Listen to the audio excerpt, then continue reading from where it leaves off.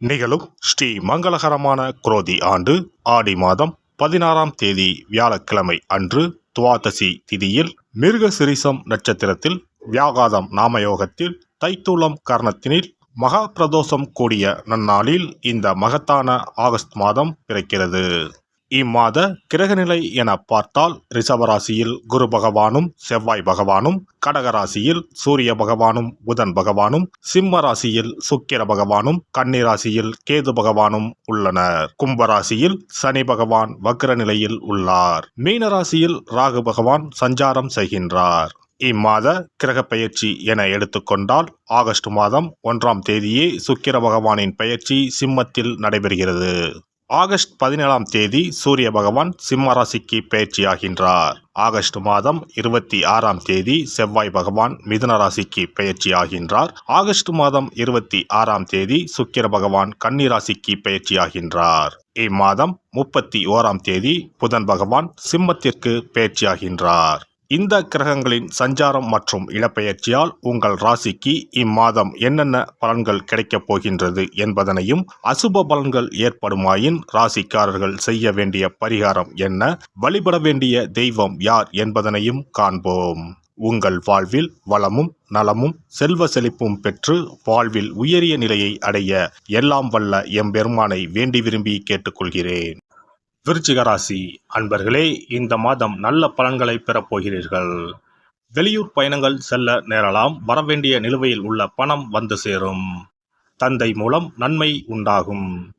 எந்த ஒரு காரியத்திலும் தெளிவான முடிவுகளை எடுப்பீர்கள். மனதில் இருந்த வீண் கவலைகள் நீங்கும். அரசாங்கம் மூலம் நடக்க வேண்டிய காரியங்களில் இருந்த முட்டுக்கட்டைகள் நீங்கும். தொழில் வியாபாரத்தில் பார்ட்னர்கள் மூலம் நன்மை உண்டாகும். வியாபாரத்திற்கு தேவையான நிதி உதவியும் கிடைக்கலாம். உத்தியோகத்தில் இருப்பவர்கள் எளிதாக பணிகளை செய்யும்படி இருக்கும். தற்காலிக பதவி உயர்வு, கூடுதல் பொறுப்புகள் கிடைக்கப் பெறலாம். குடும்பத்தில் ஒற்றுமை உண்டாகும். கணவன் மனைவிக்கு இடையில் இருந்த மனக்குழப்பங்கள் நீங்கும். எதிலும் தெளிவான சிந்தனை இருக்கும். குழந்தைகள் பற்றிய கவலை உண்டாகும். அவர்களின் நலனுக்காக பாடுபடுவீர்கள். உறவினர்கள் மூலம் நன்மைகள் உண்டாகலாம். பெண்களை பொறுத்தவரை மனக்குழப்பம் நீங்கி எதிலும் தெளிவான முடிவெடுக்கும் மனநிலை ஏற்படும். காரிய தடைகள் விலகும். எதிர்பார்த்த பணம் வந்து சேரும். மாணவர்களுக்கு கல்வியில் எதிர்பார்த்த முன்னேற்றம் கிடைக்கும். விளையாட்டுகளில் ஈடுபாடு அதிகரிக்கும். கலைத்துறையினர் ஓய்வில்லாமல் உழைக்க நேரும். அதற்கேற்றவாறு கூடுதல் வருமானமும் வரும். புதிய ஒப்பந்தங்கள் வரும். லாபம் பெருகும். பழைய பாக்கிகள் வசூலாகும். உடல் நிலையில் இருந்து வந்த சிரமங்கள் முற்றிலும் நீங்கும். அரசியல் துறையினருக்கு மேலிடத்துடன் எச்சரிக்கையாக இருக்க வேண்டும். அவர்களின் கோபத்திற்கு ஆளாகாமல் பார்த்து கொள்ள வேண்டும். நீண்ட நாட்களாக எதிர்பார்த்த பதவி கிடைக்கும். நட்சத்திர பலன்கள். விசாகம் நட்சத்திரம். இந்த மாதம் புதிய ஒப்பந்தங்கள் கை கொடுக்கும். தொழிலதிபர்கள் பங்குதாரர்களிடம் எச்சரிக்கையாக இருக்க வேண்டும். கணவன் மனைவி ஒற்றுமை சுமூகமாக இருக்கும். மனைவி வழியில் வரவேண்டிய சொத்துக்கள் கிடைக்கும். வியாபாரிகள் எந்த கொள்முதலையும் தயக்கமின்றி செய்யலாம். வியாபாரம் பெருகும். போட்டியாளர்கள் விலகிச் செல்வார்கள். அனுஷம் நட்சத்திரம். இந்த மாதம் ஊழியர்களுக்கு வரவேண்டியவை அனைத்தும் வந்து சேரும். கேட்ட இடத்திற்கு மாறுதல் கிடைக்கும். மகான்களின் சந்திப்பு ஏற்படும். தங்கள் பிள்ளைகளுக்கு வரன் தேடும் பெற்றோர்களுக்கு நல்ல சம்பந்தம் வந்து சேரும். நீங்கள் எடுக்கும் முடிவுகள் நல்ல வாய்ப்புகளை பெற்றுத்தரும். உங்களை ஒதுக்கியவர்களே உங்களை தேடி வருவார்கள். கேட்டை நட்சத்திரம். இந்த மாதம் தொழிலாளர்கள் ஓய்வில்லாமல் உழைக்க நேரும். அதற்கேற்றவாறு கூடுதல் வருமானமும் வரும். தொழிலதிபர்கள் நினைத்தபடி உற்பத்தி கூடும். புதிய ஒப்பந்தங்கள் வரும். லாபம் பெருகும். வியாபாரிகள் நல்ல லாபத்தை பெறுவார்கள். பழைய பாக்கிகள் வசூலாகும். உடல் நிலையில் இருந்து வந்த சிரமங்கள் முற்றிலும் நீங்கும்.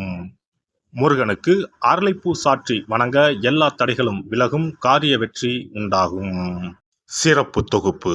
கண் திருஷ்டிகள் அகன்று தடைப்பட்டு கொண்டிருக்கும் காரியங்கள் நிறைவேற செய்ய வேண்டிய பரிகாரம் என்ன என்பதனை பற்றி காண்போம்.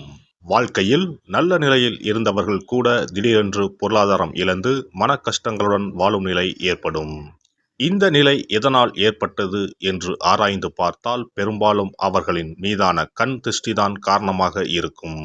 கல்லடி பட்டாலும் கண்ணடி படக்கூடாது என்று சொல்வார்கள் அல்லவா, அது உண்மைதான். இது போன்ற பிறரின் பொறாமை கொண்ட கண் திருஷ்டியினால் பலரின் வாழ்க்கை சிரமத்திற்கு ஆளாக நேரிடும். இது போன்ற கண் திருஷ்டிகளிலிருந்து எப்படி தப்பிப்பது? இருக்கவே இருக்கிறது எளிதாக கிடைக்கும் ஊமத்தஞ்செடி. தெய்வ சக்தி நிறைந்த செடியாக கருதப்படும் ஊமத்தஞ்செடியின் காய், பூ, இலைகள் என அனைத்தும் தீய சக்திகள் விரட்ட பரிகாரத்துக்கு பயன்படுகிறது. பொதுவாக ஊமத்தம் காய்க்கு கெடுதலை அகற்றக்கூடிய சக்தி உண்டு. நம் வீட்டில் உள்ள எதிர்மறை சக்தியை அகற்றுவதற்கு ஊமத்தங்காய் தீபம் சிறந்த பரிகாரமாகிறது. தெய்வீக மகத்துவம் நிறைந்த ஊமத்தங்காய் மற்றும் பூவையும் எடுத்துக்கொள்ளுங்கள். வீட்டுக்கு அருகில் இல்லை என்றால் நாட்டு மருந்து கடைகளில் கிடைக்கும். இந்த 2 பொருட்களையும் மஞ்சள் தண்ணீரை கொண்டு நன்றாக கழுவி விடுங்கள். சிறிது நேரம் அவற்றிலுள்ள ஈரம் போக ஆறவிட்டு பிறகு அவற்றை ஒரு மஞ்சள் துணியில் குலதெய்வத்தை வேண்டி ₹1 நாணயத்தோடு சேர்த்து முடிந்து வீட்டின் நிலைப்படியில் கட்டி தொங்கவிடுங்கள். இந்த முடிச்சை வெள்ளிக்கிழமை அல்லது ஞாயிற்றுக்கிழமைகளில் தயார் செய்து வாசல் படியில் கட்டுவது சிறப்பு. தினமும் வீட்டில் தீபம் ஏற்றி காண்பிக்கும் போது இந்த முடிச்சுக்கும் காண்பிக்கவும். இதேபோல் ஊமத்தம் இலைகள் கிடைத்தால் அந்த இலைகளை சுத்தமான மஞ்சள் தண்ணீரில் கழுவிவிட்டு அவற்றை கொண்டு வீட்டில் இருக்கும் விநாயகருக்கு திங்கள் கிழமைகளில் தொடர்ந்து அர்ச்சனை செய்து வர வேண்டும். ஊமத்தம் பூவையும் விநாயகருக்கு சூட்டலாம். 3 வாரங்கள் தொடர்ந்து திங்கள் கிழமைகளில் விநாயகருக்கு ஊமத்தை இலையால் அர்ச்சனை செய்து ஊமத்தம் பூவை சூட்டி வழிபட்டால் வீட்டில் உள்ள கெட்ட சக்தி நடமாட்டம் மற்றும் கண் திருஷ்டிகள் தீரும். ஊமத்தம் செடியும் சிவபெருமானுக்கு உகந்த இலை ஆகும். இந்த ஊமத்தங்காய் வைத்து சிவபெருமானுக்கு தீபம் ஏற்றி வழிபடுவதன் மூலம் நமது பிரச்சனைகளில் இருந்து எளிதாக விடுபட முடியும். முதலில் 2 ஊமத்தங்காய்களை எடுத்துக்கொள்ள வேண்டும். அவற்றின் மீது முட்கள் இருப்பதால் மிகவும் கவனமாக கையாள வேண்டும். ஊமத்தங்காயின் காம்பு பகுதிகளை வெட்டி கொண்டு கத்தியை பயன்படுத்தி ஊமத்தங்காயின் உள்ளே இருக்கும் விதை பகுதியை முழுவதுமாக நீக்கிவிட வேண்டும். பின்னர் 2 அகல் விளக்குகள் மற்றும் விளக்கு வைப்பதற்கான 2 தட்டுகளை எடுத்து சுத்தம் செய்து அவற்றிற்கு மஞ்சள் குங்குமம் போட்டு வைத்துக் கொள்ள வேண்டும். பின்னர் 2 தட்டின் மீதும் ஒவ்வொரு அகல் விளக்கை வைத்துக் கொள்ள வேண்டும். அதன் பிறகு எப்போதும் பூஜை செய்வதற்கு வைப்பது போன்ற வெத்தலைப்பாக்கு, பழம் போன்றவற்றை வைத்துவிட்டு 2 விளக்குகளையும் ஏற்றி சிவபெருமானை மனதார வேண்டிக் கொள்ள வேண்டும். எனக்கு இருக்கும் பிரச்சனைகள் அனைத்தும் தீர்ந்து இன்பமான வாழ்க்கை கிடைக்க வேண்டும் என வேண்டிக் கொள்ள வேண்டும்.